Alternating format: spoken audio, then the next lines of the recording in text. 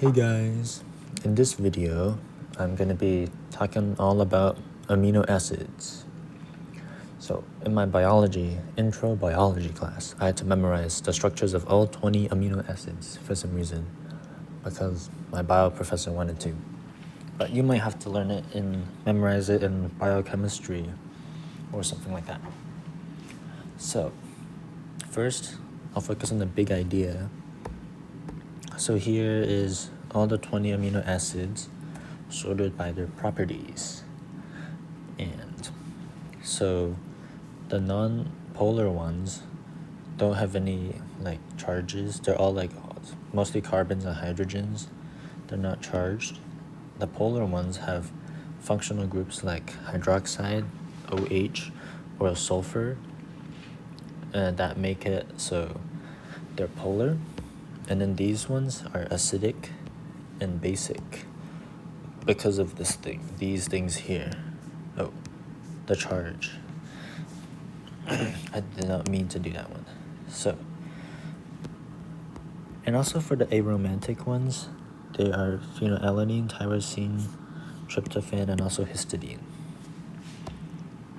And see these lines here? This is how I memorized each one. I split them into groups of things that are related to each other. So for these ones, it kind of starts growing like a tree, and then it kind of stops the pattern, but these are all non-polar. Then for these three, these are like the ones with benzene groups, so I memorized them together. Then these two have hydroxide, they're the alcohols. Then these three are basic, and also these two are the longest ones. Okay, these two both have sulfur. This one can form disulfide bonds. Okay, these two are the acid, and these two are the last two, which are,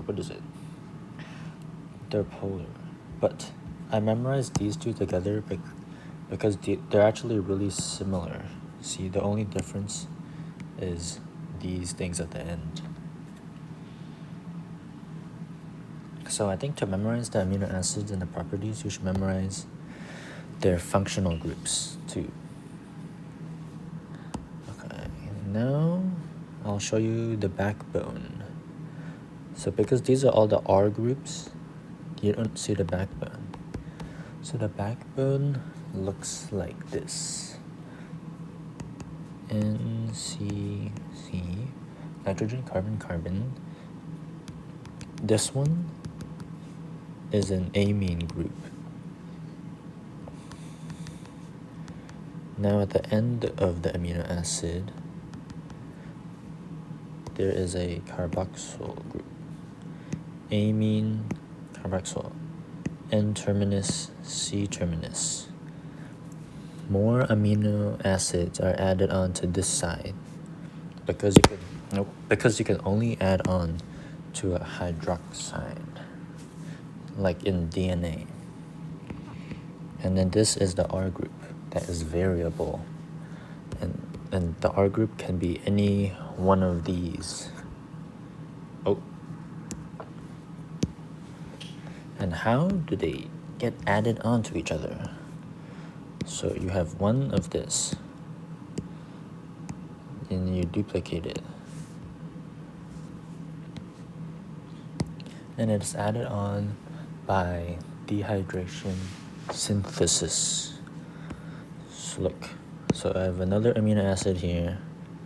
They come together, and then boom, this gets taken out, and it becomes H2O.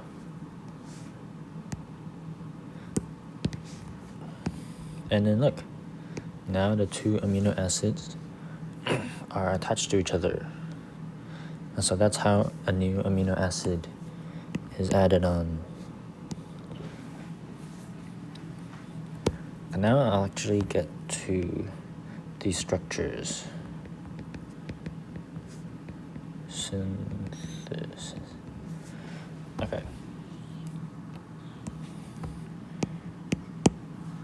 So for glycine, it is the simplest one, is such a H. Then alanine, imagine this first part is kind of like a tree.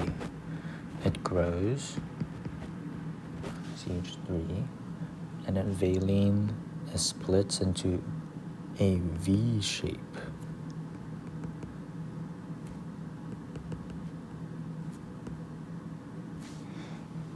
And then for leucine, the tree keeps growing.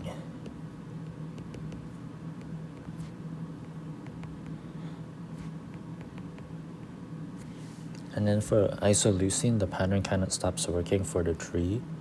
But look, iso is isomer, and isoleucine is an isomer of leucine. Isn't that crazy? And how I remember this one is that it's kind of shaped like in an L shape.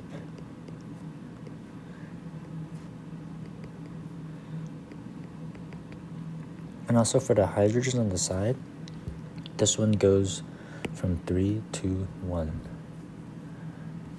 Then for proline is a really weird one.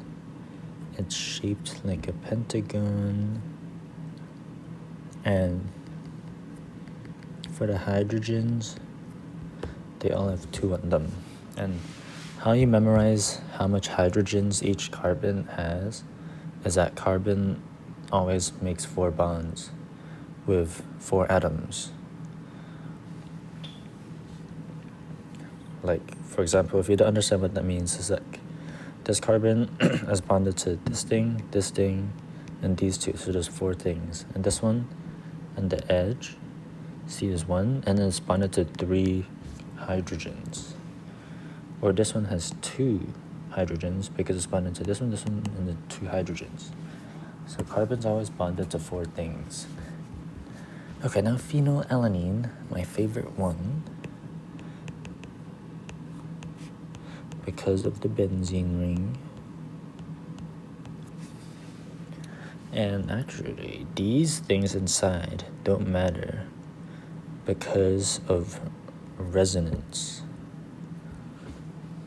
Tyrosine, you can memorize it like tyrosine tire. But there is this OH group, which makes it polar. But the benzene ring is so big that it's like almost non-polar. But it's still polar. Now tryptophan.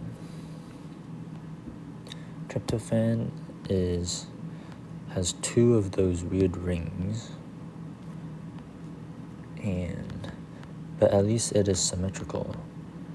Histadine, there's another one called amino acid called histadine that's really similar, but it's not symmetrical like this. Okay, so that. And I memorized this one because like you can kind of see, this is kind of stretching it, but there's like kind of a W shape here. Now for serine and threonine, these are the alcohols. So serine, it starts as this one could also follow the tree analogy. There is CH2OH. So this is polar, of course. Now threonine, it kind of sprouts into a tree. But there's still just one OH group.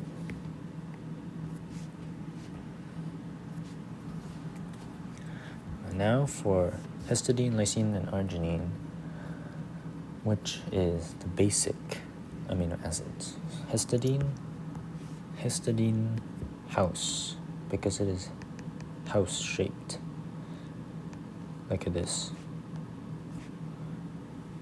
And NH, but this bottom one is plus. That one is, I always forget. And here's another trick. So for nitrogen, it always bonds with 3 things. 1, 2, 3. But if nitrogen bonds to 4 things, 1, 2, 3, 4, then the nitrogen is positive. Okay, lysine and arginine are probably the hardest ones, but this one, just remember there is 4 of the carbons.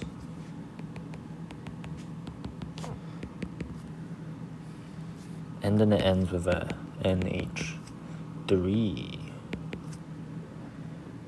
And look, see, this nitrogen is positive because it's bonded to 1 and then 3 hydrogens.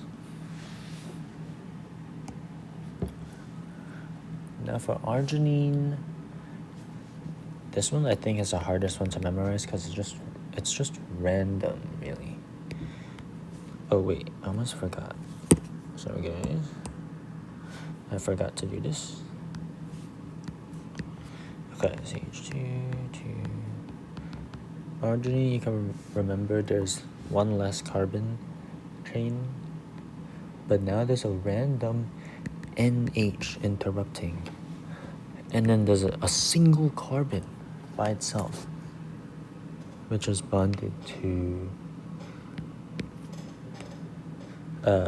nitrogen, and one of them has 2 bonds.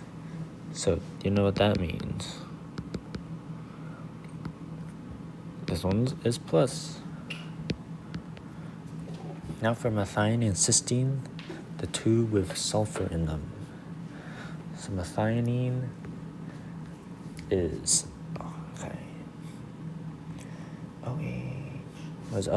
cysteine. So methionine, I can remember, it's like a longer chain with a sulfur, and then cysteine gets shortered. So CH2.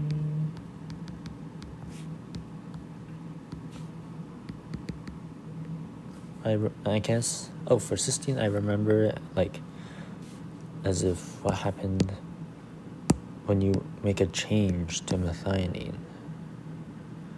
It's like you remove this, then you remove this, and now the sulfur is stranded. So it goes here, and then it finds a hydrogen ion. Just hydrogen atom. And now for the acid. This one, there's also another name called like aspartame, I think, or something like that. But I like to memorize it as aspartic acid because it says acid, so you'll always know it's an acid. So the CH2, and these ones have a singular alone carbon. And so this one and this. So oxygen likes to make 2 bonds with an atom. So if it makes 1 bond, it's negative. Now for glutamic acid, it's like you just add another CH2.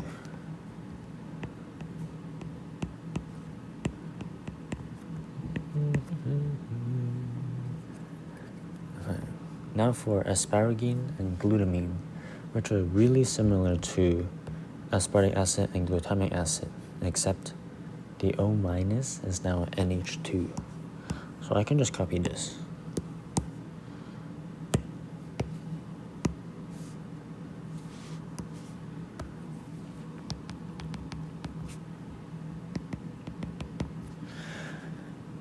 And that should be it. All 20 amino acids. Let's see if I did them correctly. I'm 99.9999%. No, wait. Oh my god.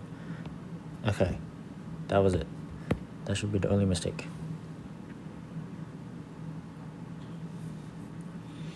Okay. And these are all 20 amino acids and the structures and how they form bonds with dehydration synthesis.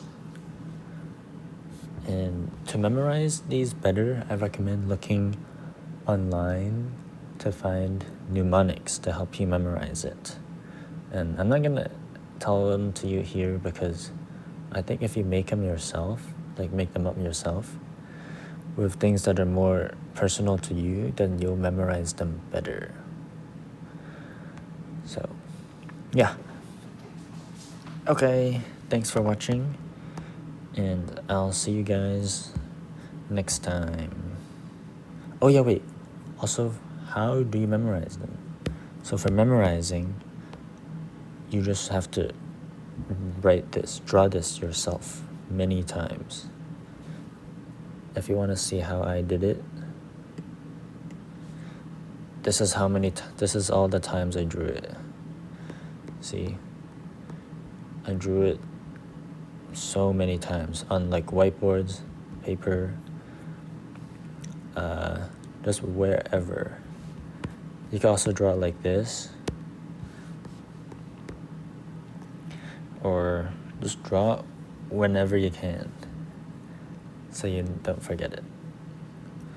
Okay, but yeah, thanks for watching, and I'll see you next time.